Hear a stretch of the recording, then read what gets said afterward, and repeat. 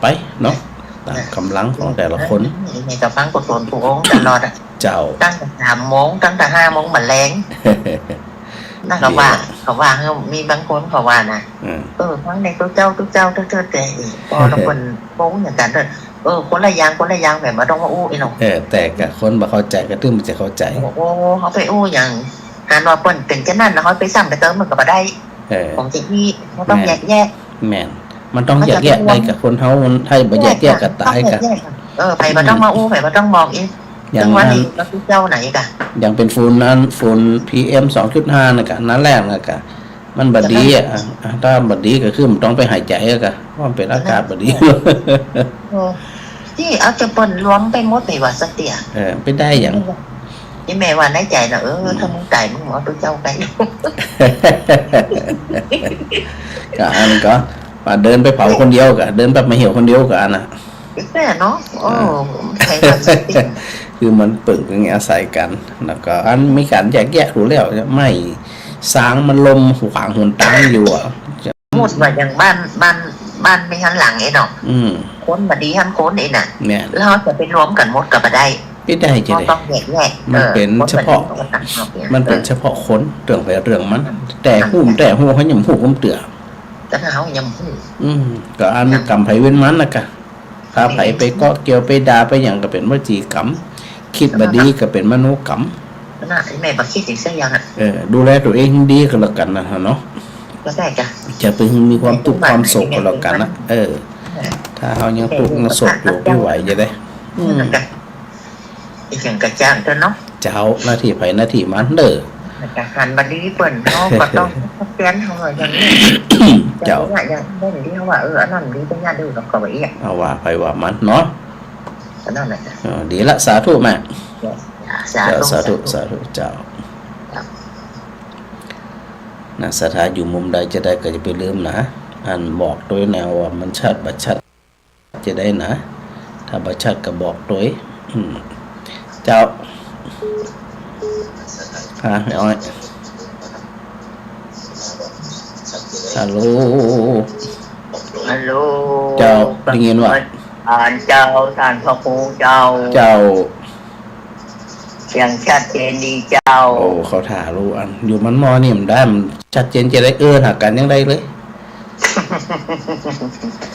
คำตาไปนี่น้อยเดียวกันชัดเจนดีวันนี้ได้ยินเสียงว่าวันที่นั่นแม่นละรายการสดแน่นอน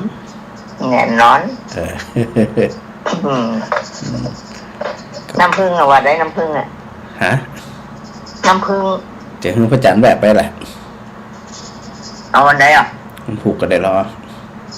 เอามันผูกจะอยู่นั่นน่ะที่น้ำนั่นที่เดิมเนาะ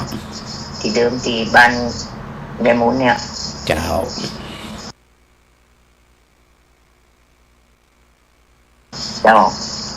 มันถูกจะแวะไปเอาเนอะมันเหลือนี่มันเอาไว้เมื่อทานนี่กวาดอีกเจ้าเอาไปไว้ได้กะเป็นยาอีกเป็นยาใส่บันนาวใส่อย่างมุ้นเหี้ยกะมันนาวบีบใส่น้ำผึ้งกินเจ้าแม่ก็ย้ำไว้เนี่ยเพราะว่าท่านมีร้านเปิดเพิ่งมา2 ขวดแม่ก็เลยว่ากินกันอยู่ไปกินขวดอันนี้คือทานไปแต่เดี๋ยวถ้าบาจะได้อันมันถูกพระจันทร์แบบไปเอาเจ้าเนาะแวะมาเอาที่เนี่ยที่น้ำเนี่ยกว่าอย่างเดียวน่ะกว่าลืมจะไปลืมกะจะพยายามมาลืมถ้าจำได้จะลืมสักเตียงจำได้ท่องออกบัดมาน้ำผึ้งมาเจอน้ำผึ้งมานำไปชดไปหาน้ำอ้อยมันเจนะได้ถ้าจะได้ดูถูกอันพระจันทร์ไว้เอาเนอเจ้าตามนมัสการเนอท่านพระครูเนอเป็นกำลังใจท่านเจ้าสาธุเจ้ามาใจใครโทรมาตะกี้หลายคนบัดนี้ครับนะอันปรับไปไม่ใช่พรมาก่อนแล้วไม่ใช่พรมาจากการเจ้าสถาสันกำแพง ชัดเย็นอย่างเดียว กะไฟหินนั่นเชื่อมสัญญาณอีสาธุด้วยฮะ จะแก้กับคนงานด้านนี้ก็คือบันดีใจ กะอ๋อแหละ อ้าว นุทนาด้วย ถ้ามาหา เจ้า เจ้า ก็ดีละอันได้ฟังได้หลายๆคนเนาะฟังตั้งแต่กี่โมงมานี่ไม่ใช่พอ 7 โมง อ๋อจาก7 โมงมาเลยอีก เล่นมัน8 โมงอะไรอย่าง โอ้แสดงว่าอันสนใจฟังตลอดเนาะ ที่มาได้การมันก็อันถ้ามาหาไปเอาโฮมขายบ้าง เจ้า แล้วก็จบก็หาทั้งนั้นกูออกกันหนักมาดิจบเดินนี่นานเนี่ย เจ้าดีละแม่ก็สบายดีเนาะแม่เนาะ เอา ดีละรักษาสุขภาพเน้อ จะรู้บ้ารู้แค่อายุ90 ปีออกกำลังทุกวันง่ายกับ82ออกกำลังทุกวันอีกอย่าง ถ้าออกกำลังก็ดีหมอกเดินหมอกอย่างออมลังทั้งกายทั้งใจต้องสันต้องอันเข้มแข็งนะเจ้า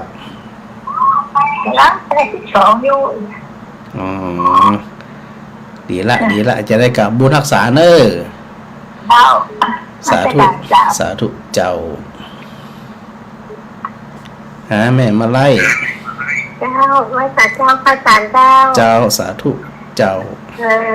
ที่อันแม่อย่างก็เป็นว่าตะกี้นะมันพักขึ้นในใจอย่างเดียวก็แม่ลูกเนาะแม่ไปอันแบบไปทางใดบ่มอยู่คนเดียวมันนอนจะเนี่ยพระอาจารย์จ้ะ แยกกันไปเอาอย่างเสียเวลามันได้ น่าเป็นแบบบ่แยกแยะนะแม่ก็ว่าค่ะนะ หมากคนกับหมากความ เจ้ามันไม่ตีรวมกันจะได้ ก็ได้จะได้ว่าไปเลย ได้ว่าไปเลยนั่นแม่จะบ่มอยู่คนเดียวนั่นเนี่ยที่ขาดจะขัดเขาว่า เจ้าตัวใครตัวมันชีวิตไปชีวิตมันเอาชีวิตให้รอดก็แล้วกันน่ะ แม่นะเจ้าพระอาจารย์ เอาใจให้รอดเอากายให้ใจเขาเนี่ยอันแจ่มใสเบิกบานกันนั่นน่ะ เจ้า เราไปเรื่องมันไปหาเรื่องมันก็ได้เรื่องอ่ะ แม่นะเจ้า ไปมีความสุขอย่างกันเนาะ เจ้า ดีละชัดเจนดีนะ เจ้าเอาผ้าสารเจ้าอันนั่งมดต้องสี่คนตั้งไปคือผ้าสารแล้วนะเจ้า โอนมาแล้วแหละพระจันทร์มาได้พร้อมเจ้าฮะ ถึงได้พอเลยก็แบบคนโทรมาหาแม่ถามพี่อะ อ๋อแหละ น้องโอนไปแล้วนะแม่ อ๋อ น้องถามอันเบอร์โทรตีอัน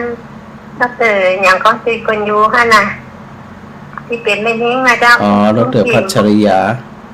อ๋อนั่นนะเจ้า เจ้า ไอ้ยานะตอนที่คนห้องอาคารน่าจะจัดรายการนั่นนะกับลุงโบนะเจ้า เจ้า น่าเป็นก็มาบ้านแม่เนี่ย2 เที่ย อ๋อ แม่ก็ดีใจค่ะคุณมาเยี่ยมเยียนนะ เจ้า นะ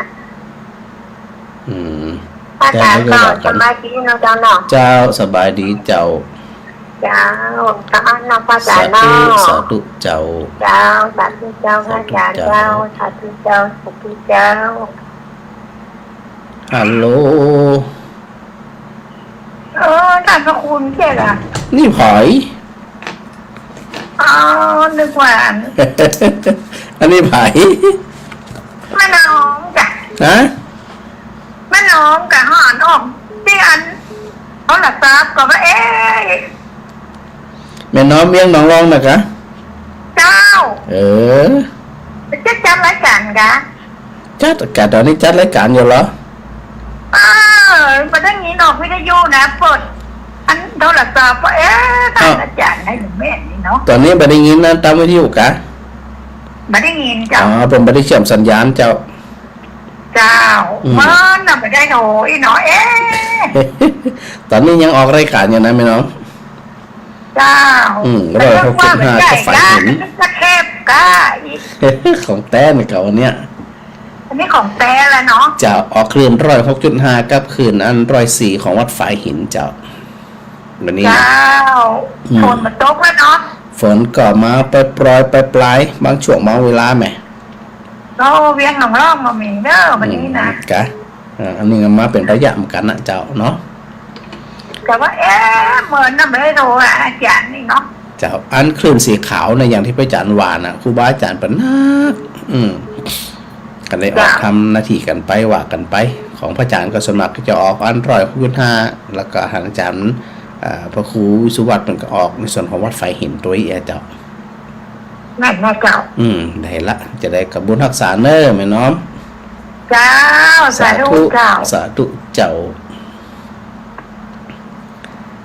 แม่สีเจ้าแม่ขอเจ้าคุณราชการเจ้าข้าราชการเจ้าแม่ขอเลขบัญชีที่ของบัญชีเจ้าของพระนิสิตนั่นเดี๋ยวพระอาจารย์ต้องอยู่ระดับหัวนี่เดี๋ยวพระอาจารย์ต้องพอไหมหัวอยู่ระดับจำมาได้นะอันที่พระอาจารย์เอาเทปออกมันๆนะแม่เนาะเจ้ามันอยู่ตัวใดหัวนะมาเป็นอย่างก็ได้เจ้าแม่ถูกไปทำถูกก็ได้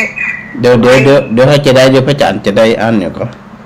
บอกเนาะเดี๋ยวเราพระอาจารย์ปะแล้วนะเจ้ามันถึงจำจะได้เบอร์บัญชีนี่นะเจ้าเดี๋ยวละสาธุโดยเจ้าอันดูเหมือนว่าเป็นเทพที่พระอาจารย์ได้ระดมทุนกองทุนละ20 บาทกับกองทุนพัฒนานิสิตพิเศษสงฆ์นครลำปางเนาะนี่พระอาจารย์ก็จำมาได้นะว่าหมายเลขโทรศัพท์หมายเลขบัญชีอย่างนี้นะสถาน้องฮะโอ้โหยังจะกดแบบเป็นหมดตันกันแล้วจ้ะถึงหมดตันเลยอีนั่นน่ะอันหายหน้าหายตัวเอาไปเมื่อสถากับกองหายจะวันนี้อย่างนี้เนาะวันพูดแม่นแล้วใครหายสถาน่ะก็หายที่เจ้ามันจะหายหรอฟังไม่ได้กับเป็นเทพก็จึงปวดหัวกันอันไหนเป็นอันไหนก็บอกซับสนขนาดและเดี๋ยวนี้อันสิริทำแล้วเนาะก็นั่งจออยู่เนี่ยก็รออยู่ในกับพดเดี๋ยวกับหมอนั่นเดี๋ยวกับหมอนี่เสน่ห์แรงฐานพระภูนี่นะเสน่ห์แรงอีเจ้าหล่อลงลิงล่มหล่อลงลิมนะเถอะน่าถึงหมดอ่ะรอลงลิงสีวัดหม่อนกระทิ้งปุญญากาแข็งแรงนี่นะแม่แม่ดิยาแข็งแรงนี่หน่อยเจ้าแม่ดิยาแข็งแรงนี้เดี๋ยวนี้แม่81แล้วนะโอ้ไปอยู่จะได้อายุยืนถึง80ปลายก่อนนะ81จะเต็มนี่ตุลานี่แล้วจะได้การรักษาสุขภาพดีๆแล้วกันเจ้าสาธุแม่นิตยาโอ้เจ้าสาธุเจ้าเนาะอันสถาเปิ้นห้องว่าอันบ่ได้โทรอูกันมาหลายวันนะก็เลยพอได้เวลาก็เลยโทรกันนะแม่ค้ำแม่ตันน้อยนะหลายคนที่โทรมาบ่อยๆเนี่ยพระอาจารย์บ่ได้อันหับสถาก็อันมันโทรเอาละกันเนาะสถาไหลศิลาทองเจ้าไว้สาเจ้าอาจารย์เจ้าแม่สมบูรณ์เจ้าสบายดีเนาะโอ้ทุกเจ้าในสบายขนาดอ่ะสบายทุกเจ้าเนี่ยเองล่ะสบายทุกเจ้านั่นเราเนี่ยเรามาเป็นพอเองเนาะสบายทุกเจ้าเนี่ยสูงเนี่ยมาเป็นพอเนาะเจ้านั่นแหละนะเจ้าเขาชัดเจนนี่จบชัดเจนนี่นะอยู่นี่มได้นี่สมัยกับลายตั้งนี่มได้หรอลายตั้งเนี่ยลายตุ่งลายตุ่งลายตุ่งนี่มได้หรอกันโดกันจะไก่หรอดีละแม่สบายดีนะแม่นะเจ้าสบายดีอยู่ดีละถือโอกาสทักทายกันเน้อเจ้าสาธุกำลังใจพระอาจารย์นะเจ้าเหมือนกันเจ้าไว้สาธุเจ้าสถาอันกัดโปงสถากัดโปงไป ที่ไหนแต่ว่าเป็นโคตีตะบะหับกันนี่เล กะ ย แต่ว่าโอ้ยงานมันหนักกว่าอันงานมันหนัก โอ้ อันนี้ก็ละหันนั่นนี่ แต่ว่าผ่านประตูอันนี้ก็ละงานท่านอันนี้แต่ว่าบัดใดอันหลายวันแล้วก็บัดใดออกรายการสดก็เลยวันนี้ก็เอาสักชั่วโมงละอย่างนี้ โอ้ขาบึดไปทางหนึ่งบึดไปทางหนึ่งโอ้ตึงได้อยู่อย่าเลยบอกมาถึงสปะนี่หว่านะกะงานราดงานหลวงละมันละกอกันถึงไปเจ็ดถึงมะละกอนั่นน่ะมีหมดสปาสเปดเตะมะละกอเจ้าแต่ก็บ่ได้เครียดกับงานที่พระอาจารย์อยู่เสมอนะว่าอันเกิดเหตุว่าการทำงานคือการพักผ่อนบ่ได้เครียดแต่มันเนี่ยบ่ตันบ่ได้มันย่ำตันมันจ่าเนาะมันยังว่ามันหนักมันจะมันจ่ามันหนักจ่าไว้ก็ว่ามันหนักเยอะเกินลำไปมันเนี่ยมันเยอะเกินลำไปเยอะเกินลำไปแต่แต่นะมันตึ้มมีเวลาหนังอูเป็นจักเป็นหน้ากันสักเดียวหมู่ตุเจ้าวัดด้วยกันก็จะอู้กันเฉพาะช่วงฉันเข้าน่ะบ่พออันจากนั้นกันอยู่ไผอยู่มันหน้าที่ไผหน้าที่มันการไผการมันซึ่งมีเวลาได้หนังอู้กันจำกินข้าวอ่านเนาะเจ้าส่วนมากก็ตอนฉันเข้าน่ะนั่งได้นั่งอู้กันผ่องเลยนะนอกนั้นมีทางจะมานั่งอู้กันเป็นตอนนี่เมียมันมีเวลาอยู่คนตีคนแหงอ่ะเจ้าต่างคนต่างทำหน้าที่กันไปทำหน้าที่แต่หน้าที่มันเจ้าก็มีความสุขกันดินี่แต่ไปวันนั้นแต่กันไปหับวันที่27แต่กันแม่น่ะเจ้าวันที่27ไปหับแต่นี่กะไปวันที่27น่าจะถึงว่าตะเดือวัดอุทุมพรก็น่าประมาณสัก5 โมงแรงใช่ไหม5 โมงแรงซึ่งวันที่27เนี่ยมีอันทำพิธีบนห้องว่าอันก็ตอนรับขบวนอันสัญญบัตรพัดยศเจ้ามีประดับรถประดับอย่างมูเนียกะมีจังฟอนอย่างมูเนียสถากับป้ากันมาไปสะดวกวันที่27นะแล้วก็มีอันไปตัดที่ไหนแล้วมันแม่กือตรงน่ะไปเป็นอย่างแม่กือไปมันละมาเพกอะเพมจะมันได้มามันหรอกมันแค่นั้นน่ะมันแบบป้าตัวแล้ววันนี้28ก็สืบเจ้าตาหลวงสืบ28นี่นะ28กันนิมนต์ตั้งแต่หลวงปู่อันจังหวัดมันได้กับว่าไม่ได้อยู่ไม่อยู่ค่ะกดกิ่งไหนก็ได้กดกิ่งไหนก็ได้แล้วพอไปอยู่แล้วก็มันอยู่จะได้กดกิ่งไหนก็มาหักบางทีออกไปแล้วมันก็ลืมกดคืนนี่แหละอยู่บ่อยู่นี่มันบ่ได้กึดเตือนหาเลยนะได้เรียนนะไม่อยู่มีผัวไว้ก็อันเอ็มว่านะกะไปทำพระหน้าที่เนี่ยเจ้าเนิ่มเนิ่มเจ้าสาธุพอกันเด้อเราคนทรงมาเด้อเจ้าสาธุเจ้าเป็นกำลังใจเด้อสาธุเจ้าใครสะดวกบ่สะดวกกับเป็นหยังนะแต่จะต้องมาสถานนะ27บัดแรงแล้วก็28ของเจ้าเรื่องประมาณสัก9 โมงเนี่ยโดยประมาณนะเจ้ากินข้าวหนามเลี้ยงเพลด้วยนิมนต์จุเจ้าก็ประมาณสัก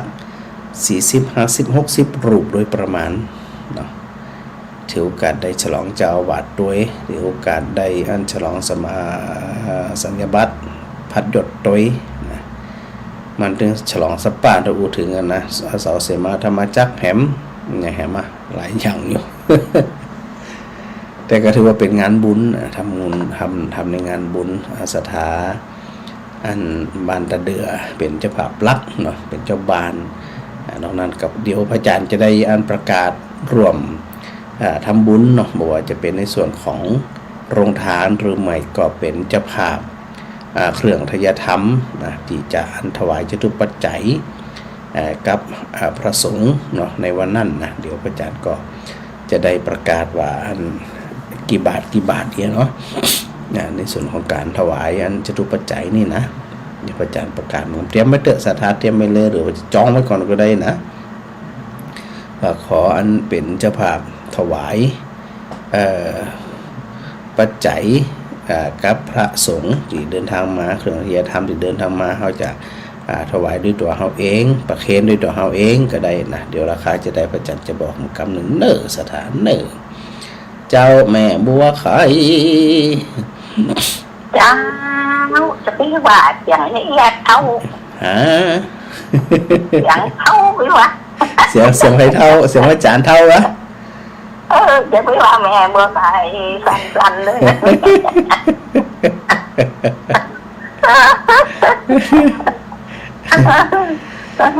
ต้องอยากใส่พันน้ำคุณพันน้ำอีพันน้ำมหันโทมาหรือว่าแม่น้ำอ่ะหลวงป่ออ่ะกะแม่น้ำมหันโทมาหรือว่าบัดโหเสียงที่เจ้านะคะหัวนั่นหลวงปอเนี่ยจะไม่ว่าการเท่าห้องจะได้ดีนุ่มและการนักห้องว่าแต่น้ำรีบไปจ่วยเลยกะหน้ามากะบอกมาบอกจานสมฤทธิ์มาจ่วยกะมีรถเก๋งขึ้นลังนะกะเปิดแกไปการเปิดนะกะเปิดก็ไปการเปิดนะกะการเปิดเจ้าหวานนึงจะได้หวังกันทำงานกันเจ้าสาธุชัดเจนนี่นะเจ้าสาธุไปก็ได้ไปนะพระเจ้าโอ้มาจะได้หมูม้าก็ต้องมากับมาจะได้ตกหัวจ้างนี่หันสมฤทธิ์นะเดี๋ยวอันหนูมดหันสมฤทธิ์ตัวนานๆคนเอาอาจารย์สมฤทธิ์ไปตัวจ้ะทำได้เอาหนังรถคนไปมากรรมมาจะได้เจ้าเนาะเจ้าสาธุเจ้าเมเลียนสันหลวงไอ้สาจ้ากันพระครูเจ้าแม่พาไปทำหม้อกับนี่ฝากทำหัวกระเพรายัดแก้วไปเลยเนาะเจ้าไปเดี๋ยวจะพายัดแก้วไปทำหม้อกระหายัดแก้วถึงหมาแล้วแม่มากนะแม่ทำได้ปะเจ้ามาเอาไปเนาะเจ้าเอาสะดวกกว่ากันเจ้าเดี๋ยวก่อนมันแน่นอนอย่างถามมูถามเพื่อนก็เนาะเจ้ามาก็ได้หลายกับสันหลวงปะเลอสันหลวงสันมุดแล้วปะเลออย่างคนฟังนะว่าเขาไปอีกนาทีไปซื้อเขาย่าเนาะบอกเขามากันหลายๆแถวนั่นเนี่ยพวกคนฟังเลยกันจัดหนักจัดหลายทั้งนักแต่เขาจะไปก่อนนะกะป้าขันมากันให้โอกาสได้มาถ้าเนี่ยไม่จะพายัดแก้วเนอะได้เลยแม่ได้เลยเจ้ากระดำหัวนั่นน่ะเอาฟังแก้วพุ่นน่ะได้ไปแม่แข็งแรงดีนะแข็งแรงดีนะนะเจ้าดีแล้ว3 วัน 7 วันไปหาหมอมั้งต่อไปก็เปลี่ยนกับเป็น3 วัน 9 วันเนอะสมบูรณ์เนาะต่อไปก็เปลี่ยนจาก3 วัน 7 วันเป็น3 วัน 9 วันเนอะเจ้าสาธุเจ้าสาธุเจ้าสาธุบุญรักษาเจ้าแต่ขึ้นได้กันเขาไปหา2-3 รอบนะแต่ขึ้นเป็นเทพเป็นเทพเจ้าสาธุเจ้านะเจ้าสาธุแม่สาธุแม่เรียนในวันนี้นะยังฉากหลังเนี่ยยังเป็นมกุฏพรรณเจดีย์อยู่นั่นก็คือเป็นสถานที่ถวายพระเพลิงพระบรมศพของพระพุทธเจ้าที่พระจันทร์ข้างขาบนิ้วไหวเนี่ยเพื่อที่จะได้นำเรื่องเราเนี่ยมาให้มันต่อเนื่องในสถานะให้มันได้ต่อเนื่องนึงจากว่าพระจันทร์ได้เท่าความไปเนาะว่าเดี๋ยวเนี่ยแม่มารีโทรมาเจ้าแม่มารีเจ้าฮะโอ้จะเป็นโฮมุกแปะเจ้าเป็นอย่างวันนี้แล้วก็เตียน2 เตียก็ได้นั่นต่อกะอันนี้อันกี่เตียก็ได้กี่เตียก็ได้มันมาออกสิพระอันเดพระพูดนะเจ้าออกอยู่เจ้าแต่สายมันซ่อนกันมันโชว์กันแล้วเจ้ามันโชว์อยู่กับเจ้าโชว์อยู่แต่สายมันซ่อนยกแม่ถ้าจะได้ไปวันที่28เจ้าจะเอาขนมไปจ้อยเด้อได้เลยมาวันใดก็ได้ก็เอาขนมไปอันนี้จ้อยแล้วก็จะไปกับอันโยมเพิ่นที่ แล้วก็แม่สุดท้ายน่ะอยู่ใกล้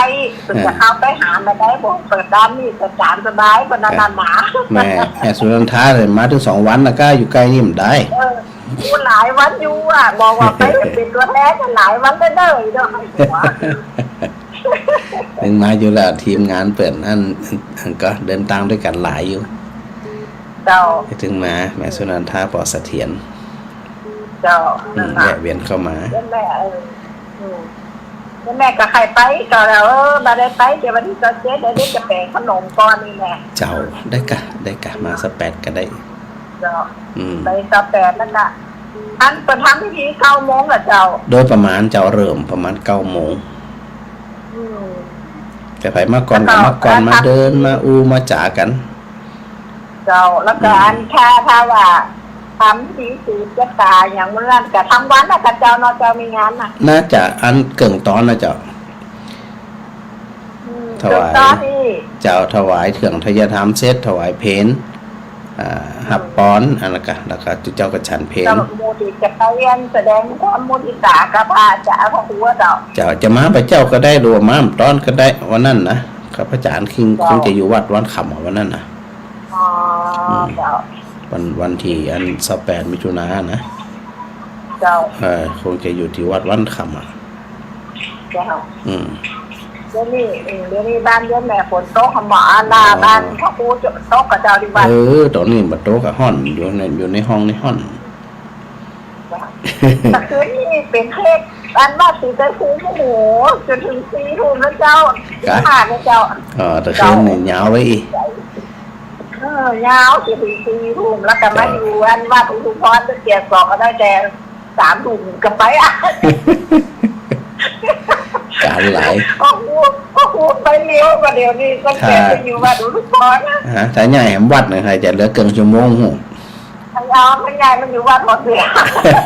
เหลือเกินชั่วโมงอะไรกันเนี่ยดีละเจ้าจะได้กระสาทุกเดนเนอร์เจ้าสาธุเจ้า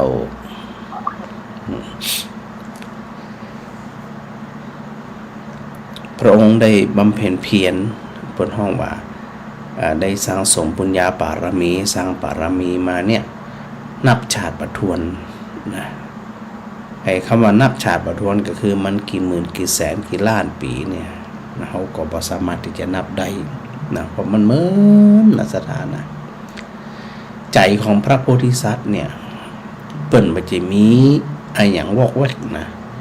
เปิ่นมุ่งตรงไปสู่การตรัสรู้มุ่งตรงไปสู่ความเป็นองค์สมเด็จพระสัมมาสัมพุทธเจ้าจึงต้องบำเพ็ญเพียรอย่างหนักหน่วงเนี่ยบำเพ็ญปารมี10ที่เราได้สวดกันมันน่ะเนาะทานปารมีศีลปารมีเนกขมะปารมีปัญญาปารมีวิริยะปารมีขันติสัจจะ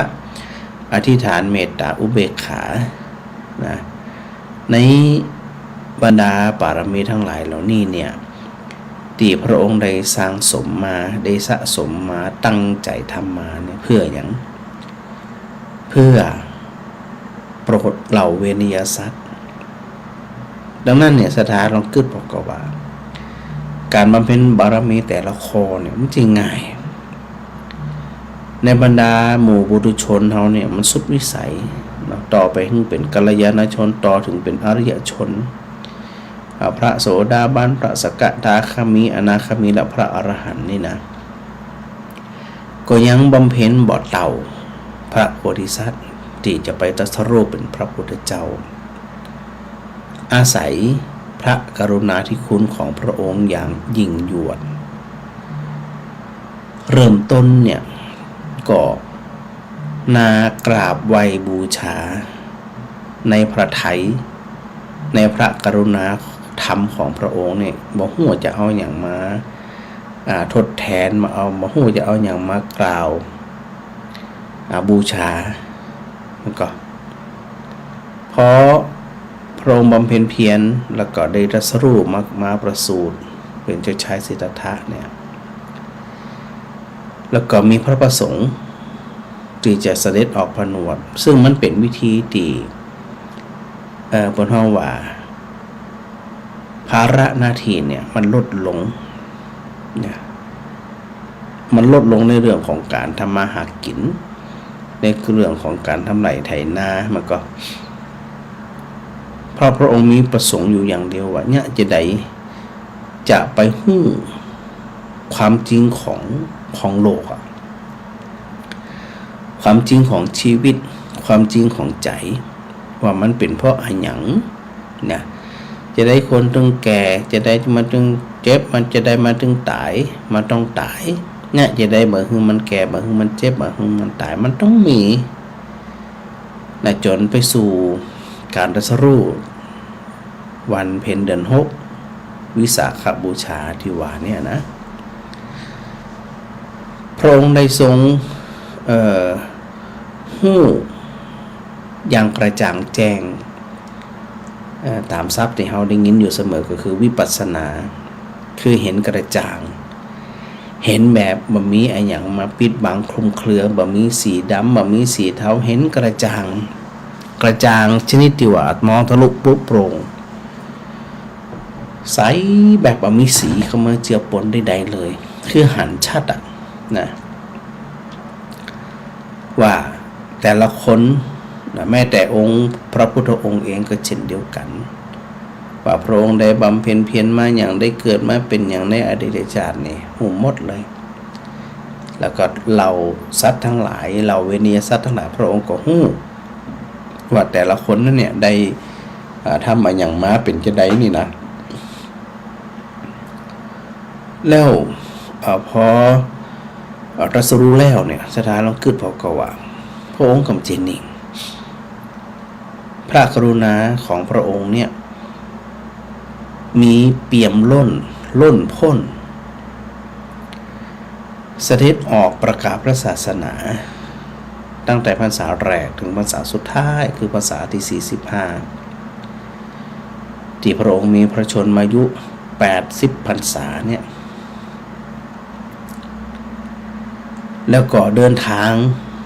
สาลองคิดพอกับเมื่อ 2,000 กว่าปีเนี่ยมันไปเดินทางง่ายจะได้อ่ะมันก็เป็นเปอะเป็นโปงเป็นตากนะเป็นหนามห่อนก็ห่อนหนาวก็หนาวเปียกก็เปียกนะในสมัยนู้นเนาะ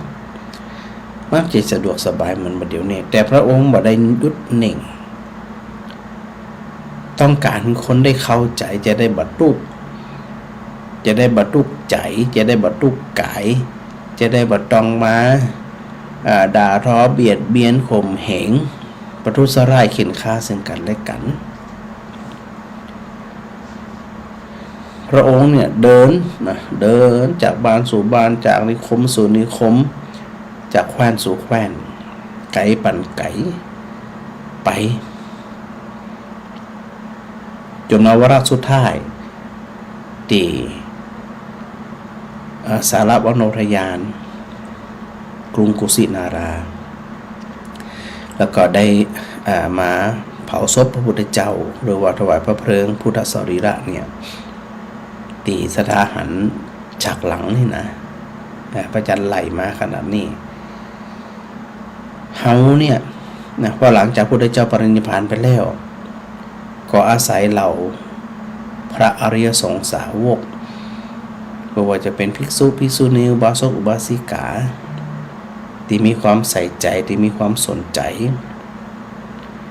มีความตั้งใจสืบทอดคำสอนของพระองค์มาการสืบทอดลักษณะของการสืบทอดไม่ใช่ว่าท่องจำมาอย่างเดียวเป็นมุขปาฐะอย่างเดียวนะถ้าท่องจำมาอย่างเดียวคนมันจะจำสักกระไดเห็นสักกี่รุ่นคนหลังๆมันก็จำแน่นอนแต่สิ่งที่สืบทอดมาชัดเจนคือ การน้อมนำพระธรรมของพระพุทธเจ้ามาประพฤติปฏิบัติก่อให้เกิดผลก่อให้เกิด ผลสำเร็จก่อให้เกิดความสุขตามอัตภาพของตัวเก่าถ้าน้อมนำมาประพฤติปฏิบัติจนถึงมารุ่นของเฮาเนี่ยนะมารุ่นของเฮาเนี่ยอยากจะให้หมู่เฮาทั้งหลายเนี่ยนะได้ ใส่ใจพินิจพิเคราะห์พิจารณาโดยแยบคาย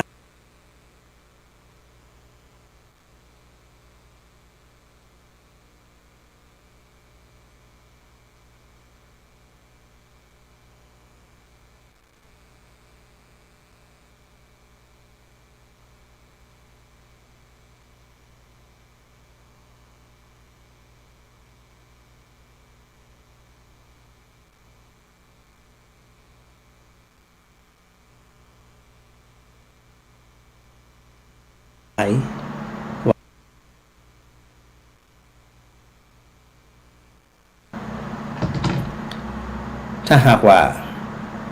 เขาบ่สนใจเลยบ่สนใจฟังบ่สนใจศึกษาบ่สนใจน้อมนำมาประพฤติปฏิบัติอานิสงส์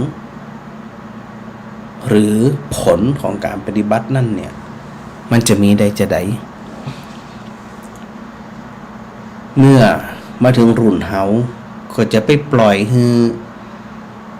วันเวลามันล่วงเลยไปโดยที่เฮาบ่ได้ลืมรสของพระธรรมนั่นเลยอาจารย์มักอยู่เสมอเนาะสถานว่าถ้าเฮาเนี่ยนะบ่ได้นำมาปฏิบัติบ่ได้นำมาใช้ในชีวิตประจำวันเฮาเนี่ยการตรัสรู้ของพระพุทธเจ้าก็บ่มีความหมายกับตัวเก่าเลยมีหมายถึงว่าโดยตรงนะฮะที่ใจของเขาโดยตรงเนี่ยแต่โดยออมเนี่ยจะได้ก็ถึงมีสถาก็ลองคิดพอกว่าพระพุทธเจ้าเนี่ยพระองค์ได้ตรัสสอนเรื่องอย่างพอง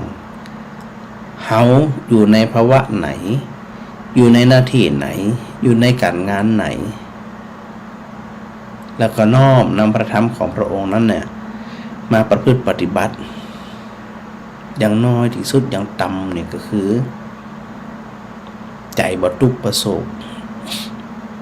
อันนี้เป็นเบื้องต้นนะประคองใจรักษาใจดูแลใจของตัวเก่าซึ่งพระองค์พร่ำสอนอยู่มันๆว่าความทุกข์ความโศกความรำไรรำพันความเสียใจน้อยใจหม่นหมองใจเครียดกังวลเศร้าหมองมันเกิดจากใจจะมีสักกี่เตื่อเนาะที่เขาไปเข้าใจว่าทุกสิ่งทุกอย่างมันเกิดจากใจเขาล้วนๆเลยแล้วเวลาวิธีจัดการมันต้องไปจัดการที่ต้นต่อในเมื่อความทุกข์มันเกิดจากใจมันจากต้นต่อพันมากระทบแล้วเนี่ยขอสามารถที่จะจัดการมาให้มันตุกนักหรือว่าบ่ให้มันตุกเหมือนมันอยู่ที่สติปัญญาอยู่ที่ความเข้าใจของเฮาเหมือนกันนะว่าเฮาใจตุกเหมือนตุกบ่เหมือนเนี่ยท่านเขาจะบอกว่าเฮาบ่ได้ถูกอันอย่างมากกระทบเฮามันตุกเนี่ยความเป็นมนุษย์จะได้มันก็ถึงปะคนชอบคนจังนะเรื่องดีผ่องเรื่องบ่ดีผ่องเรื่องของคนอื่นเนี่ยเฮาเอามาคืดแล้วเฮามาตุกอยู่ในใจนอนบ่หลับแล้วก็เนี่ยจะได้สุขภาพร่างกายก็ย่ำแย่ถ้าเป็นที่เนี่ยการตรัสรู้ของพระพุทธเจ้ามีความหมายกับเฮาเลยปล่อยผ่านเสียดายก็จะต้องฝึกฝนฝึกหัดมันหูตันมันเข้าใจตันมันจะมากี่รอบกี่เตือกกระจังหัวมันเพราะมันเป็นเรื่องของธรรมะประจำโลกธรรมะประจำคนที่เกิดมาเวียนว่ายตายเกิดมาเวลาเราสลัดในทีละน้อยนี่นะเราสลัดมันจะได้มันบ่เสด็จน้ำก็สมมติเรามีผ้าเปียกอยู่ผืนนึงเนี่ยเขาบิดแล้วมันจะแห้งหรอมันต้องปึกแหมปึกเด้อปึกแหมปึกเด้อปึกแหมสลัดแล้วสลัดแหมมันท้ายเนี่ยมันขึ้นอาศัยความภาคเพียรพยายามความชื้นตีผ้านั่นเนี่ยมันก็หมดไปผ้าก็แห้งได้ เอามาใส่เอามาใจมาสอยได้ความเข้าใจในชีวิตก็เช่นเดียวกันหลายคนเนาะสถานที่ฟังรายการกันประจำนี่นะมันต้องมีสารพัดนะถูกใจบ่ถูกใจเนี่ยมันต้องมีเขาชอบก็ตามบ่ชอบก็ตามถึงคราวมันมากระทบจะได้มันก็ดึงมาแต่ความได้เปรียบความชาญฉลาดของคนเนี่ยในเมื่อมากระทบแล้วหูเท่าทันตัวนี้นะสถานนะว่ามันมากลับมาไปกลับไปเนี่ยกันเนี่ยดูก็ดูแลกันไปยังกันไปเขาเข้าใจที่มันไม่จะดูแลกันตลอดแน่นอนเขามันตายก่อนเขาก็ตายก่อนเขาก็ได้ เนาะมันต้องเป็นไปสักปะนะคนเขานี่นะหลายคนหลายท่านความเป็นตุเจ้าเนี่ยสัมผัสชีวิตของศรัทธามันหลายด้านเนาะหลายมิติไอ้คำว่าหลายด้านหลายมิติของศรัทธาก็ตามของตุเจ้าก็ตามเนี่ยมันไม่ต่างกันไอ้ตัวโลกธรรมทั้ง8เนี่ยมันบ่ต่างกันขึ้นอยู่กับว่าไผมีนักไผมีน้อยเช่นการนินทาการนินทาเขาจะบอกว่าเขาทำดีเขากึดนะเขากึดว่าเขาทำดีแล้วทำถูกแล้วสุดยอดแล้วตัดสินใจดีแล้วก็ยังบ่ไหวมีคนที่ฉินนินทาว่าร้ายตองเขาเป็นคนดีแท้ๆสมมุติเนาะมันกับเจนิป้นหรือบางทีเขาเป็นอย่างที่เขาว่าก็มีแต่จะได้ก็จังเด้อ2เรื่องสุดท้ายมันก็จบไปหมดเลอะเลือนไปหมดเลือนหายไปหมดเขาอาศัยการฟังอาศัยการศึกษาอาศัยการนำมาปฏิบัติสำคัญคือปฏิบัติในชีวิตประจำวันครับใดธรรมะของพระพุทธเจ้าที่ได้อู้อยู่เสมอว่ามาเจอเรื่องความลึกลับไปอย่างแต่มันเป็นความล้ำลึกสุขุมลุ่มลึกมันมาเจอลี้ลับมันมาเจอเป็นเรื่องอันพิสูจน์บ่ได้ปฏิบัติบ่ได้บ่ใจปัญหาคือหมู่เฮาทั้งหลายตัวเฮาเนี่ยร่อมที่จะน้อมนำมาประพฤติปฏิบัติตามนัยยะที่พระพุทธเจ้าได้ทรงตรัสไว้ในมากน้อยแค่ไหนซึ่งฟังแต่ละคนแต่ละท่านแต่ละตีที่ไปสัมผัสมาเนี่ยคนที่ประสบเองก็ตามคนข้างเคียงก็ตามเนี่ยประสบในเรื่องของแก่ของเจ็บของตายเนี่ยจะเข้าใจว่าการเวียนว่ายตายเกิดมาเป็นมนุษย์เนี่ยมันไม่ใช่น่าชื่นชมเหมือนอย่างเลยเนาะถ้าเฮาบ่เป็นคนอื่นเป็นกระตุกเหมือนกันยิ่งญาติพี่น้องซ้ำให้มันต้องดูแลกันน่ะตราบใดที่ยังเกิดมานี่นะแล้วก็ความเป็นมนุษยธรรมกับคนอื่นก็ตามเนี่ยมันก็ถึงบ่ได้ที่จะต้องไปดูแลที่จะต้องไปช่วยเหลือซึ่งกันและกันแต่จะมีสักกี่คนเนาะสถานเนาะโดยส่วนมากก็ใช้ชีวิตแบบประมาณสนุกสนานเพลิดเพลินมัวกินมัวแอวมัวเล่นแนวพระพุทธเจ้าบอกว่าเธอบ่ฮู้ตัวก็บอกพยามัจจุราชโดยเข้ามาทุกขณะแล้วความดีทำหรือยังการประพฤติปฏิบัติธรรมทำหรือยังตอนความตายมันมาบ่ถึงแต่ความเจ็บไข้ได้ป่วยมันมาถึงก่อนเนี่ยจะได้ลมหมอนนอนเสื่อและสภาพร่างกายพระพุทธเจ้าก็ต้องตรัสบอกแล้วว่าเป็นรังแห่งโรคเป็นตีเกิดขึ้นของโรคภัยไข้เจ็บเนี่ยที่ได้นำคิริมานันทสูตรมาสวดเดี๋ยวจะถือโอกาสได้นำมาเป็นเรื่องในสัญญาสิประการนั่นนะมาทบทวนกันแฮมในการเข้าใจ สัจธรรมในการเข้าใจตัวสภาวะคือภาวะที่มันมีอยู่เป็นอยู่ด้วยตัวของมันเองมันเป็นจะอันมันเป็นจะนั่นนะถ้าเฮาอันมาใส่ใจมาเข้าใจที่อีแล้วเนาะสถานเนาะเรื่องนักมันก็เป็นเรื่องเบายิ่งเฮาฝึกอยู่มันมีจิตใจนักแน่นมันสลัดทิ้งอารมณ์ทั้งหลายเนี่ยบ่ว่าจะชอบจะจังจะเกลียดจะได้ก็จังเด้อพอสลัดมันก็แห้งอย่างที่พระอาจารย์เราปึกผ้ามันเนี่ยมันก็แห้งอารมณ์ที่มากระทบก็เช่นเดียวกันมันเหมือนเป็นความชื้นเขาก็ปึกปึกมันสะบัดมันกึดได้มาได้ก็สะบัดเหมือนนั่นแต่ถ้าเฮามัวอันพาเปียกอยู่มากอดอยู่ข้างหลังน้ำแดงมันจะแห้งบางคนนี่มันปอดเลยนะนอกจากเอาพาเปียกมากอดยังปอดเลยนะพยายามเอาหน้าพอเติมติ๊กบ่ว่ามันได้จะแห้งมันได้จะแห้งเนี่ยมันจะไปแห้งได้จะได้อะตากกับตากปึกกับบ่ปึกน้ำซ้ำเอาน้ำเยาะติ๊กอ่ะความหมายของเขาก็คือเขาอยากให้มันแห้งหรือไม่เหมือนกันนะสถานะอารมณ์ที่เขามากระทบเขาอยากให้ใจเขาแห้งเขามาใจแห้งก็คือความทุกข์ความโศกมันแห้งไป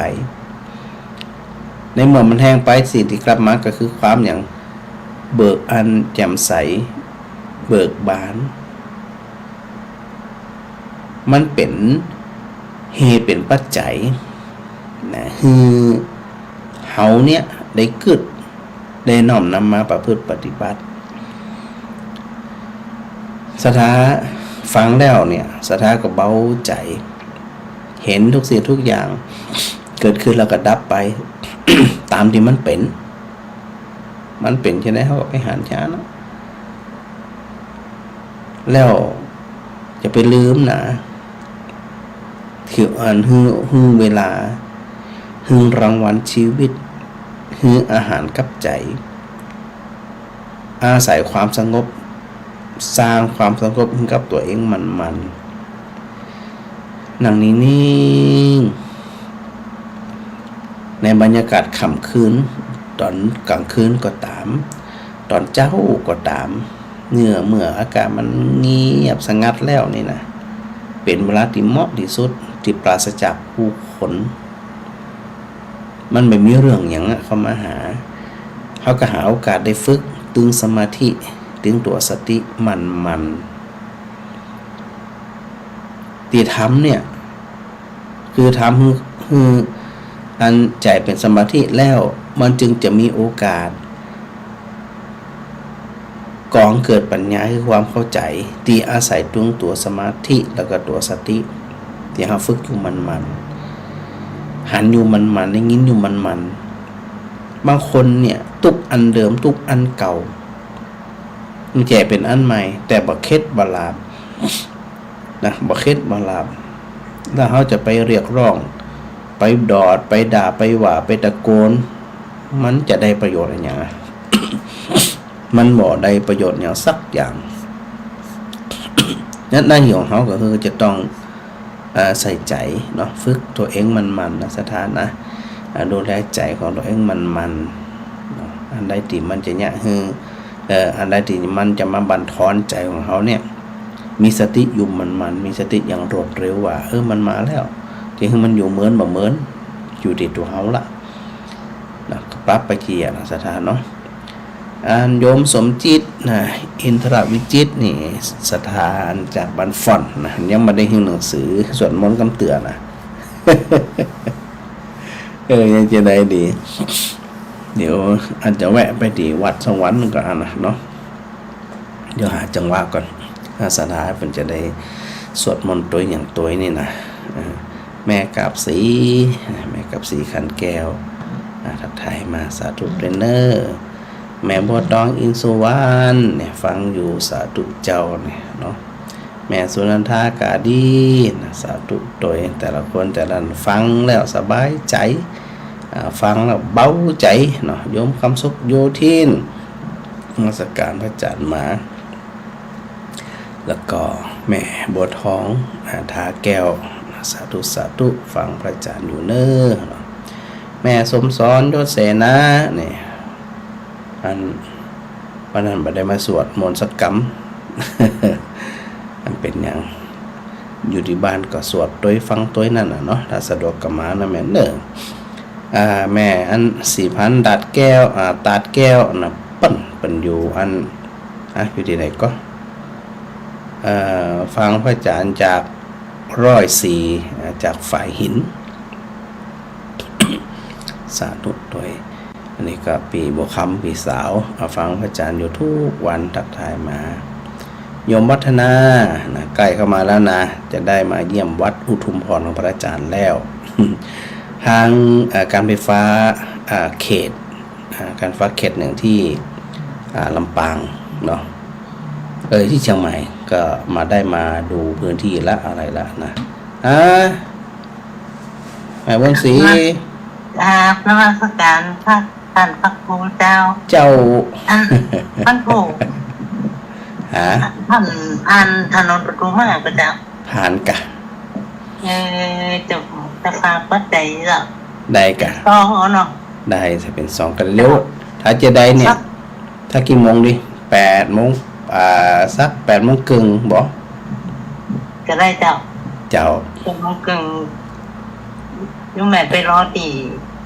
หน้าปากซอยนะจ๊ะเนาะได้เลยแล้วแต่แม่สะดวกเลยเจ้าเดี๋ยวลูกโทรหากันได้เจ้าพะเยามีหมายเลขนั้นลูกสาวนอนโรงพยาบาลอยู่เจ้ากะเป็นหยังเป็นซึมเศร้าเจ้าท่านอันเนี้ยจริงๆไอ้โรคซึมเศร้าที่พระอาจารย์เคยอู้เนี่ยนะ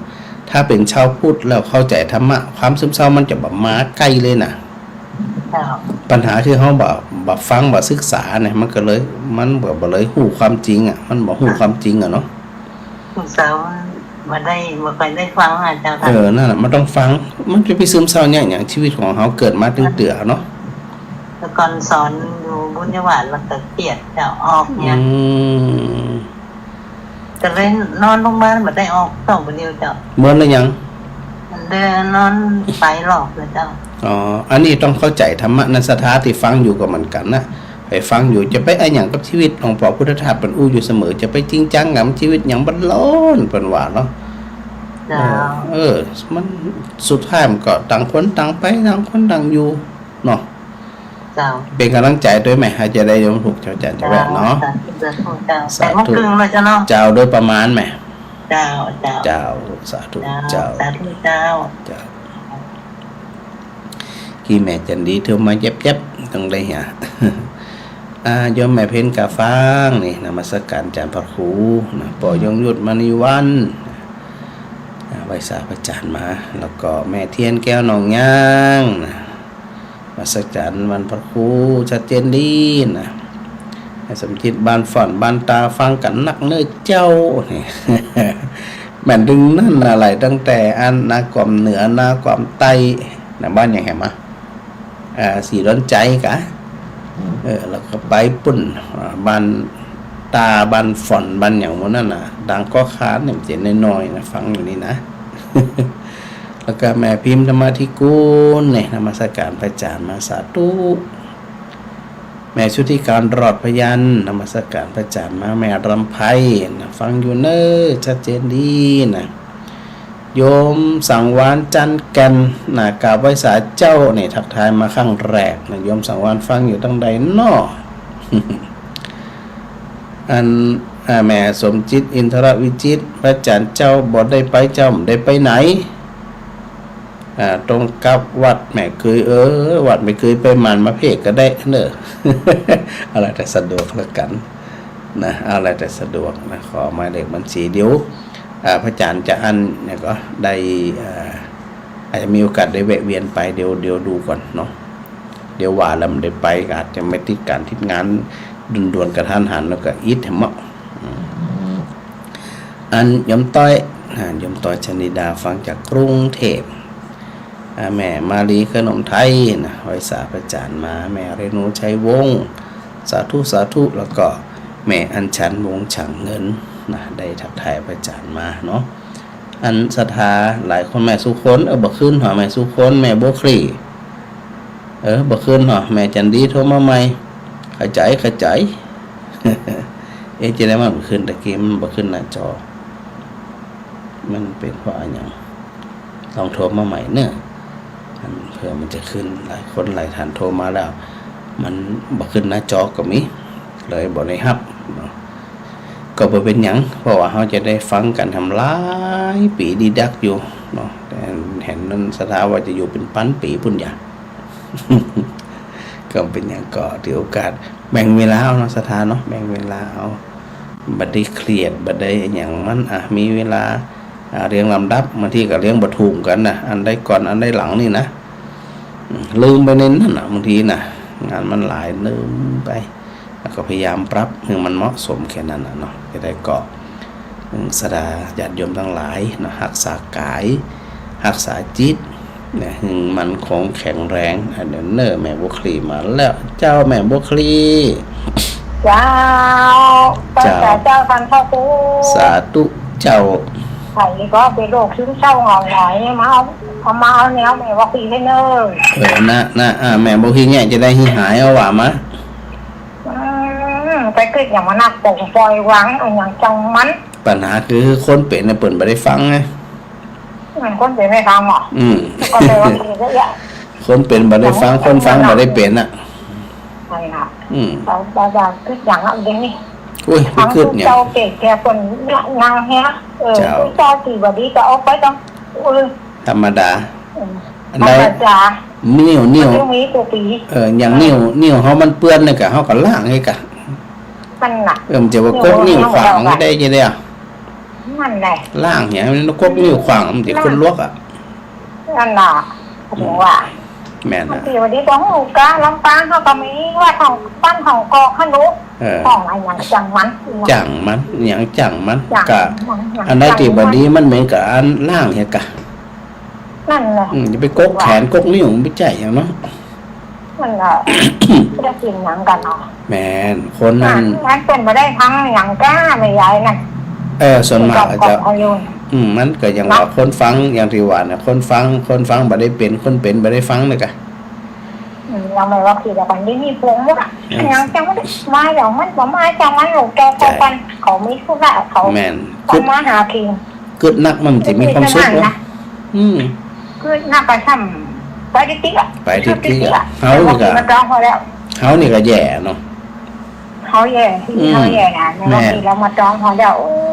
อยากให้ถ้าอาจารย์ที่จะนอนบ้านสวนนั่นน่ะถ้าว่าครูอาจารย์มันจมมาอย่างนี้นะเดี๋ยวเขาไปฆ่ากันฟังหมาน้อยกาเฮาเลยเนาะครูอาจารย์ไม่จมถึงวันหรอกฟังไปคือฟังเข้าไปว่าทานเข้าครูไปเนี่ยไม่อยากไรนะโอ้โหไก่แจงตรงมือว่าเจ๋นะเนี่ยก็ดีแล้วที่มีโอกาสจะไปเกิดอย่างเกิดแล้วมันจะได้อย่างเสียเวลามันได้เป็นอย่างเขามีน้อยเขาก็ทำน้อยกะทิจ้างแข่งแมนนั่นไปตีกองแข่งผ้ากะทิมาแข่งตะวันแมนคุณห้อมมืนถ้าก็ห้อมมืนอีกดูกำลังให้เขาจองฟันอีกดูกำลังกว่าเก่ากันเอาเราอันนี้กว่ากองหวานมันได้กับยิบผ้านะพระอาจารย์ก็ดีแล้วมันจะได้บางงอมบางเหงาบริหารร่างกายอ่ะถูกต้องแค่ที่ป่ะน่ะเจ้าบริหารร่างกายโยกตีโยกมือจะมองเขาจะมาได้ซึมเลยแม่บาได้ไปลงถึงเช้าเจ้าจะไปละไปสวนเข้าไปนั่นน่ะหน้าพอก็นอถ้าเมื่อเกี่ยวไปแกไปเจอเมื่อเกี่ยวนะเอาสะดวกเนอเจ้าสาธุแม่สาธุเจ้าตะกี้ไผ่แม่สุขคนแม่จันทิพย์ศรีปีดาแม่มันเย็นแม่จันดีนะมันมาคืนเนอแล้วเขาไปพอก็บ่เป็นหยังจะได้กระถึงปะกันสักวันหนึ่งปะกันสักวันคือลืมนะวันนี้27ไผ่สะดวกตั้งแต่4 โมง 5 โมงมาแรงราคา28นะสืบชะตาหลวงมาสืบชะตามาทำบุญด้วยกันเนาะมากินมาตามด้วยกันนะหรือโอกาสได้มาแอววัดอุทุมพรด้วยกันเนอะแม่จันดีเจ้าแม่จันดีเจ้า เป็น18 สายฮะ18 สายมันได้มันจะถึง19เหรอว่าจันบ่เอาแม่เรากล้าอีกแต่สวัสดีบางทีจังหวะมันทีจังหวะอันสายมันซ่อนแต่ยังยินว่าวันนี้วันพูดอีกเต็กไหนก็ได้นะ18 สายน้อยเดียวนะกับ18 สายมันได้มันต้อง19ปุ่นเนาะก็ดีละมีโอกาสได้อันกูได้เจ้าสบายดีเจ้าเป็นเจ้าสบายดีเจ้าสาธุแม่ได้อูได้จ่าละขอบคุณจัดหลายเป็นกำลังใจเจ้าสาธุนะแม่เนอเจ้า